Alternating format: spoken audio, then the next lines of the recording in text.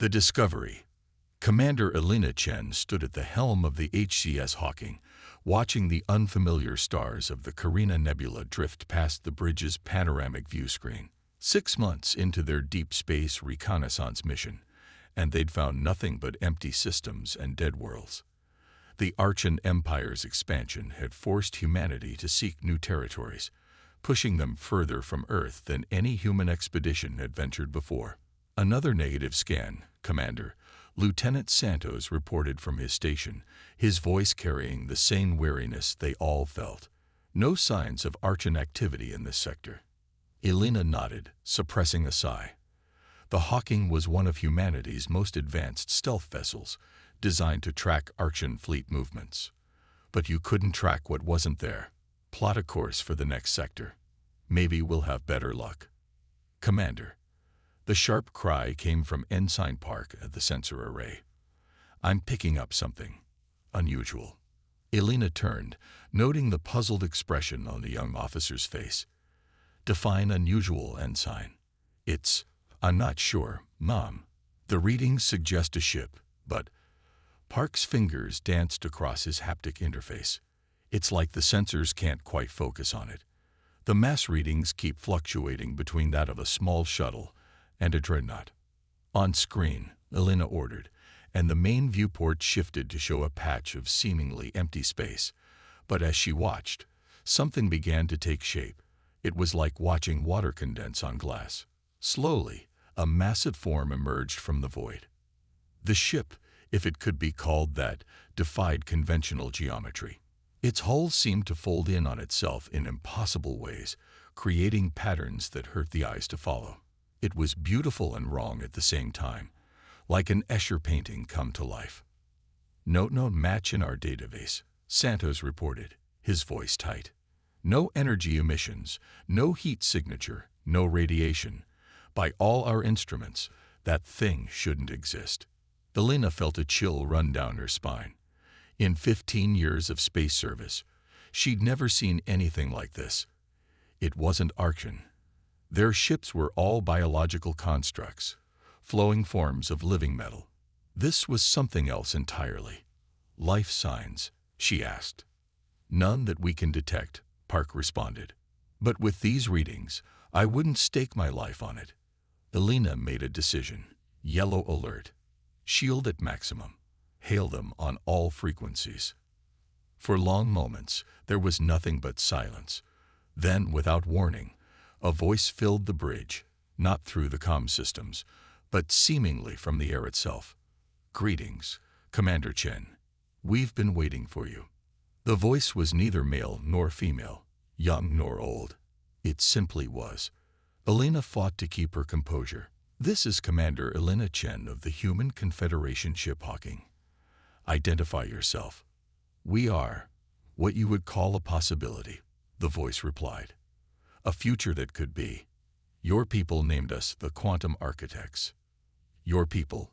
Elena's hand moved subtly toward her sidearm. You're not human. A sound like laughter, but not quite, echoed through the bridge. We were. Once. Before we learned to shed the limitations of conventional space-time. Before we learned to build ships that sail on the quantum foam between realities. The sensor officer's console suddenly erupted in a cascade of readings. Commander, the ship, it's changing. The mass readings, they're suggesting it's as heavy as a small star. Elena watched as the impossible vessel seemed to unfold, revealing layers upon layers of structure that couldn't exist in three-dimensional space. What do you want from us? To give you a choice, Commander Chen.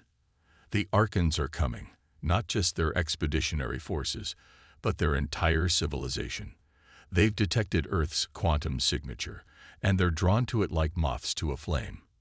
In 3 months, they will arrive with a fleet of 10,000 ships.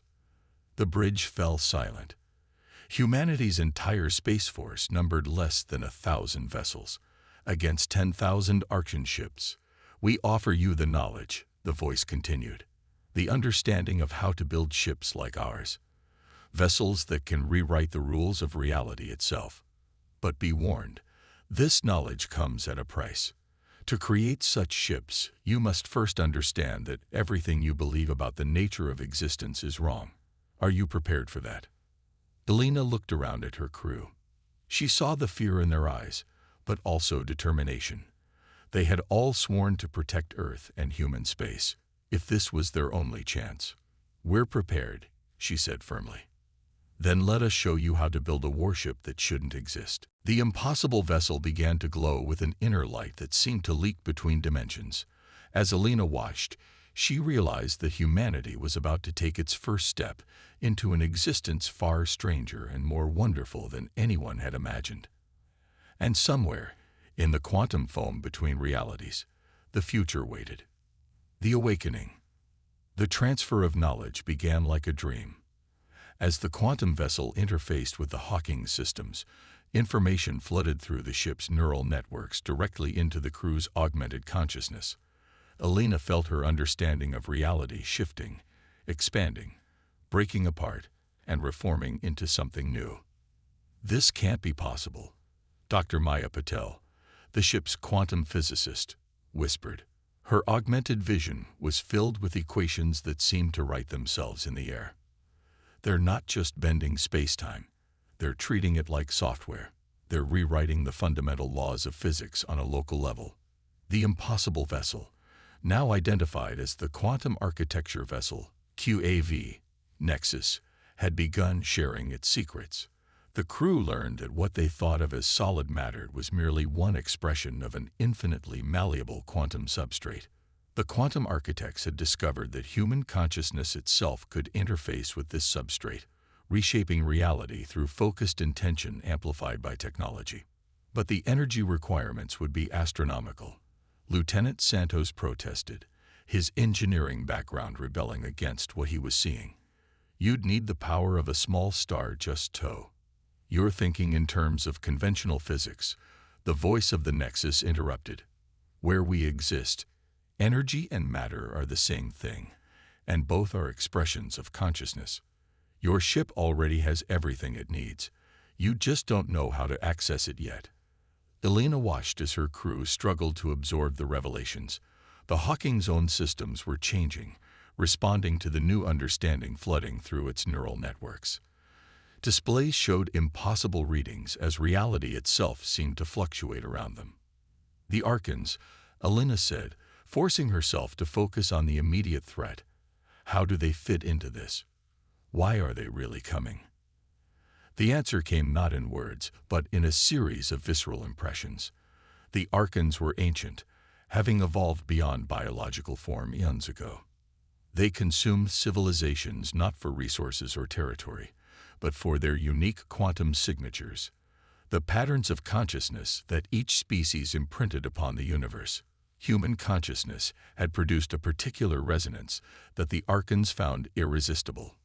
"Your species does something unique," the Nexus explained. "When humans observe quantum phenomena, you don't just collapse wave functions, you create new possibilities. Your consciousness actively reshapes probability itself. The Archons want to harvest this ability, to add it to their collective." Dr. Patel's hands were shaking as she worked at her console, trying to integrate the new understanding with their existing technology. "Commander, the Hawking. She's changing. The quantum principles we're learning, the ship is implementing them automatically through its neural network." Elena felt it too. The Hawking had always been more than just a ship. Its neural networks made it semi-sentient, able to learn and adapt. Now it was evolving into something else entirely, something that straddled the line between conventional space-time and the quantum realm the architects inhabited. "Your vessel understands," the Nexus confirmed. "It's becoming a hybrid, a bridge between what humanity is and what it could become. But you must complete the transformation quickly. The Archons approach, and they will not be gentle in their harvesting." Warning signals suddenly blared across the bridge. "Multiple quantum distortions detecting," Park shouted from his station. "Massive signatures. Commander, I think they're early. The Archon fleet. At least part of it. It's here." Through the view screen, Elena watched as space itself seemed to tear open. The Archon ships emerged like nightmares made real, vast organic constructs of living metal that defied conventional physics in their own way. But now, with her expanded understanding, she could see what they truly were: quantum vampires, feeding on the consciousness of entire civilizations. "You're not ready," the Nexus stated, its voice carrying genuine concern. "Your transformation is incomplete. You cannot fight them as you are." Elena straightened in her command chair, her mind racing with possibilities that would have seemed insane just hours ago. "Then we'll have to complete it under fire. Dr. Patel, continue the integration. Lieutenant Santos, start adapting our weapon systems to the new quantum principles. Everyone else, prepare for a fight unlike anything in human history." The Hawking's hull shimmered as new possibilities wrote themselves into its structure. Reality buckled and warped around them as human consciousness began to assert itself against the fabric of space-time. They were about to find out if humanity could evolve fast enough to survive. "The Archons believe they're here to consume us," Elena declared, watching as her ship transformed around her. "Let's show them that human consciousness isn't just something to be harvested. It's a force that can reshape reality itself." As the first Archon vessels entered weapons range, the battle for humanity's quantum soul was about to begin. The price of power. The first Archon blast phased through conventional spacetime like it wasn't there, aimed directly at the Hawking's bridge. But Elena had already begun to think in quantum terms. Her consciousness, amplified by the ship's evolving systems, reached out and rewrote the probability of the blast's existence. The deadly beam simply ceased to be, its energy dispersing harmlessly across multiple realities. "How did you?" Santos began, but Elena cut him off. "Stop thinking in linear terms," she commanded. "The architects showed us. Reality is just consensus. We need to consensus harder than they do." The Hawking's neural networks pulsed with new understanding. Throughout the ship, crew members felt their consciousness expanding, merging partially with the vessel itself. They weren't just operating the ship anymore. They were becoming part of it, their combined will reshaping the quantum substrate around them.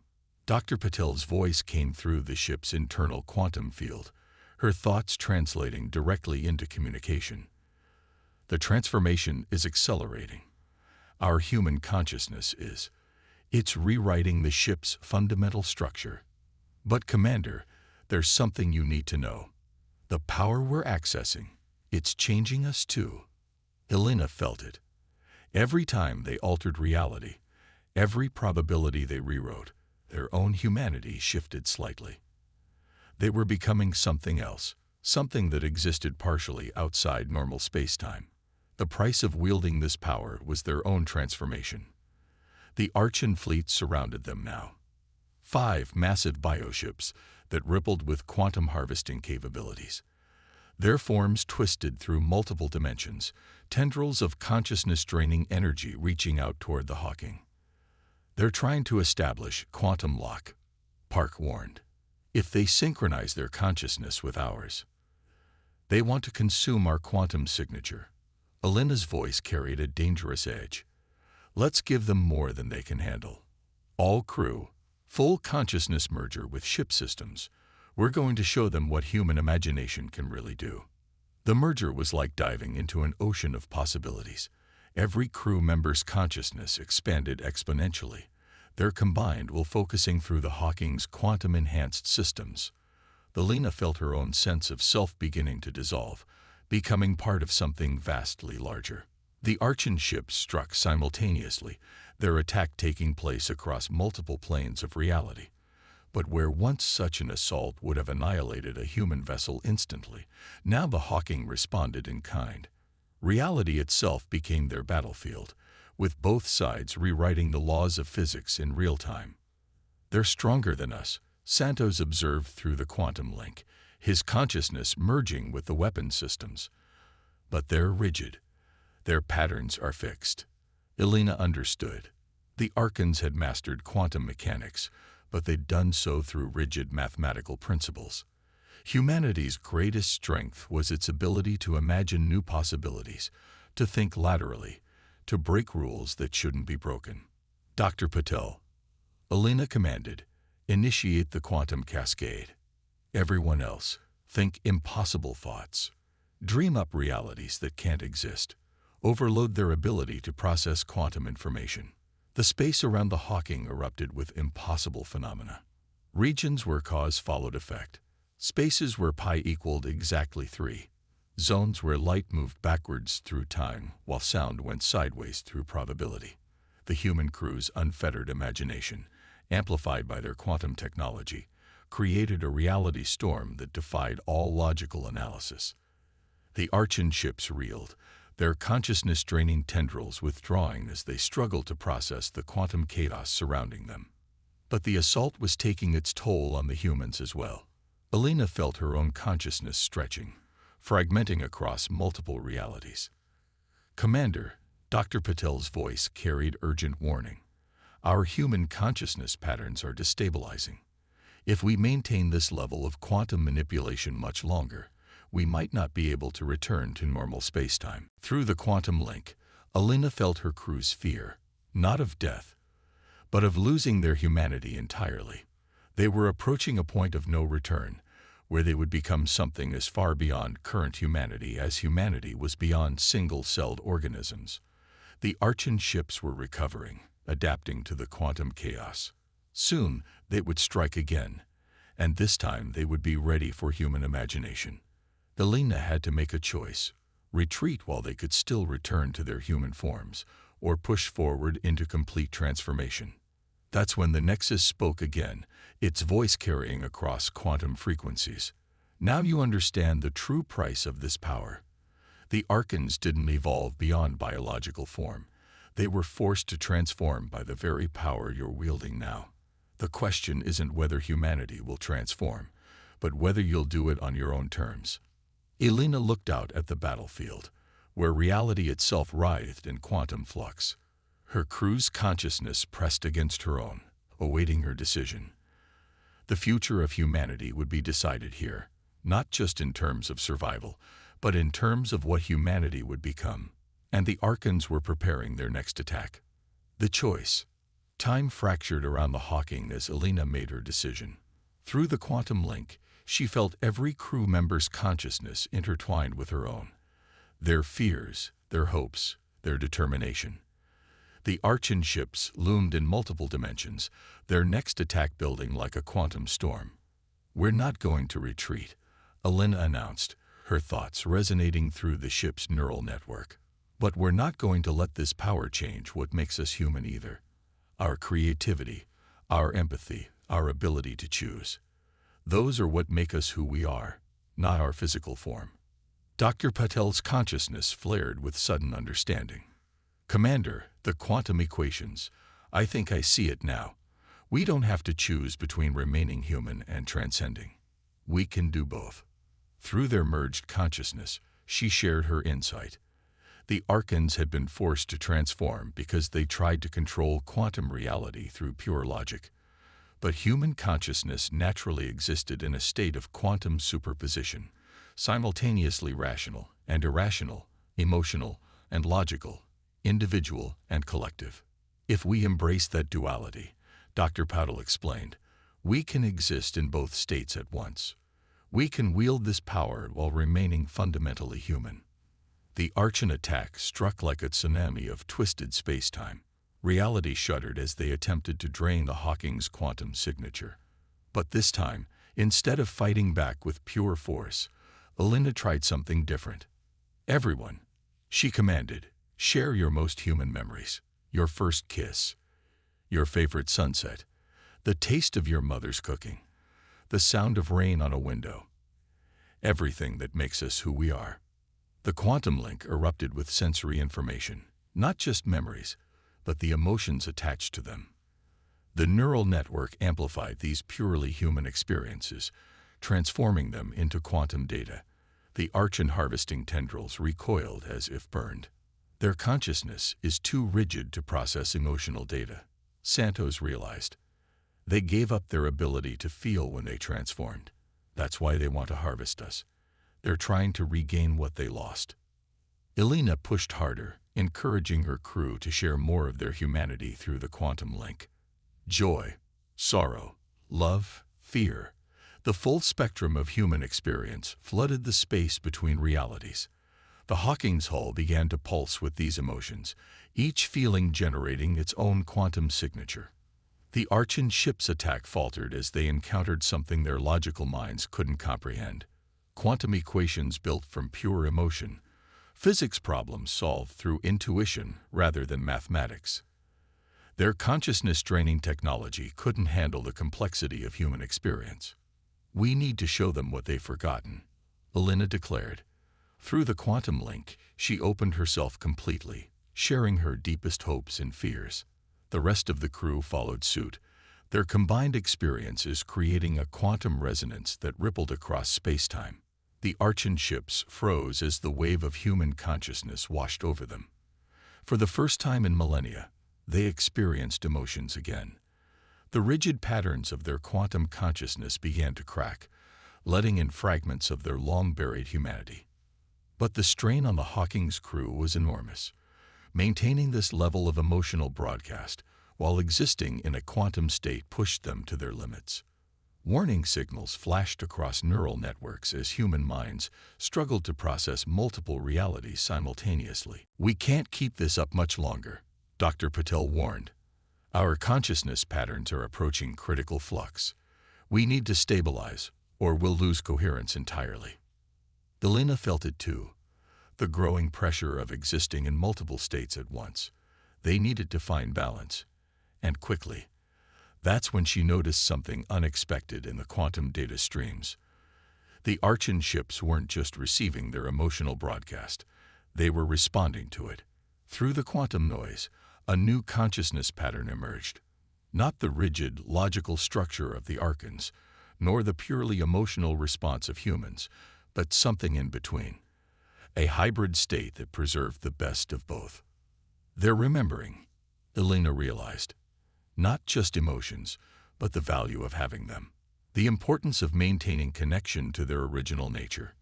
The space around the Hawking shifted as the Archon ships began to change. Their quantum signatures transformed, becoming more complex, more nuanced. They were choosing to evolve again, but this time without sacrificing their fundamental essence. The Hawking's crew felt their own consciousness patterns stabilizing in response. They had found the balance, a way to exist in quantum superposition while maintaining their humanity. They could wield the power of quantum architecture without losing themselves in it. But even as this revelation swept through the neural network, long-range sensors detected more quantum distortions. The rest of the Archon fleet was coming. And now humanity faced a new choice. Could they help their former enemies transform before the main fleet arrived? Or would the weight of numbers force them all into a confrontation that would reshape the very nature of consciousness itself? The evolution. The quantum distortions at the edge of the star system heralded the arrival of the main Archon fleet. Through the Hawking's enhanced sensors, Elena watched as reality buckled under the weight of 10,000 ships, transitioning into normal space. But now, with their expanded consciousness, the crew could see more than just vessels. They saw the quantum signatures of countless minds, all bound together in rigid, logical patterns. "They're so lonely," Lieutenant Santos whispered through the quantum link. "They don't even realize it anymore, but their consciousness, it's crying out for connection." The 5 transformed Archon ships that had faced the Hawking now moved to position themselves between the human vessel and the approaching fleet. Their quantum signatures pulsed with newly awakened emotions, broadcasting their transformation to their former companions. "Commander," Dr. Patel's thoughts carried urgent purpose. "I think I understand now. The quantum architects, they weren't just showing us how to survive. They were showing us how to heal." Through their merged consciousness, Elena saw what the physicist meant. The architects hadn't evolved beyond humanity. They had evolved to embrace all aspects of consciousness, becoming a bridge between different states of being. Now humanity had the chance to do the same. "All hands," Elena broadcast through the quantum link. "Prepare for consciousness expansion. We're not going to fight the Archon fleet. We're going to remind them of who they used to be. The Hawking's neural networks hummed as the crew's combined consciousness reached out across space. They had learned to exist in quantum superposition, maintaining their humanity while transcending normal spacetime. Now they would share that discovery with beings who had lost their way eons ago. The main fleet's response was immediate and hostile. Quantum drain weapons powered up, reality warping fields activated.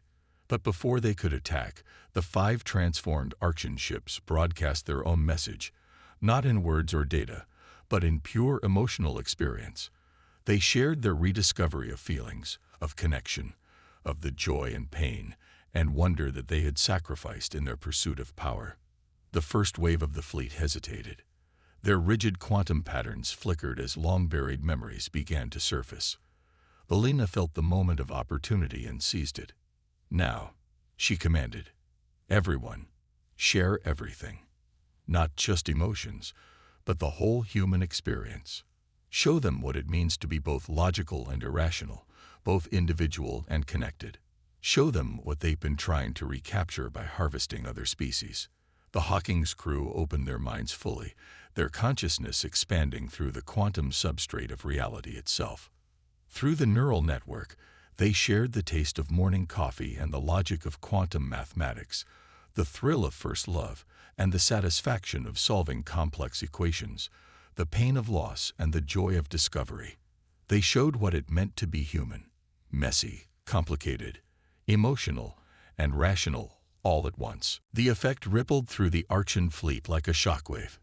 Ship after ship, consciousness after consciousness, the rigid patterns began to crack. Quantum signatures that had been locked in pure logic for millennia started to shift and change. Their quantum architecture is reconfiguring, Dr. Paddle reported in wonder. They're not just remembering emotions, they're remembering how to feel them naturally. The transformation is cascading through their entire fleet. Alina watched through multiple layers of reality as the Archon ships began to change. Their forms shifted, becoming less angular, more organic. Their quantum signatures grew more complex, more nuanced, as they remembered how to exist in multiple states at once. The Nexus appeared again, its impossible form sliding between dimensions. "You have succeeded beyond our expectations," it said. "We showed you how to transform, but you found a way to do it without losing yourselves. And in doing so, you may have healed an ancient wound in the cosmos." Through the quantum link, Alina felt the change spreading beyond just the Archon fleet. The very fabric of space-time seemed to be responding to this massive shift in consciousness.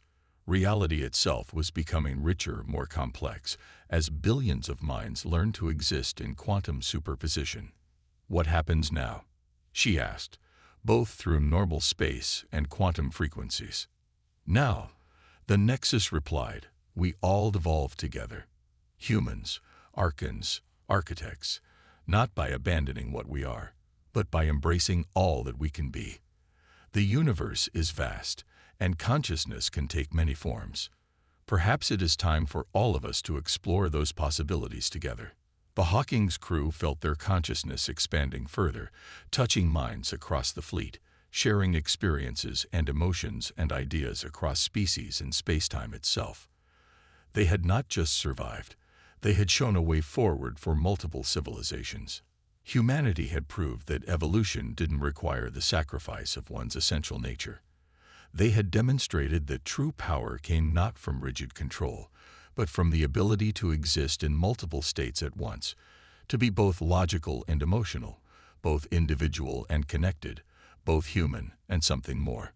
As the transformed fleet prepared to explore this new state of existence together, Alina realized that the warship that shouldn't exist had led to a future that shouldn't have been possible. And in doing so, it had opened up infinite new possibilities for all conscious beings. The universe would never be the same. And that was exactly as it should be.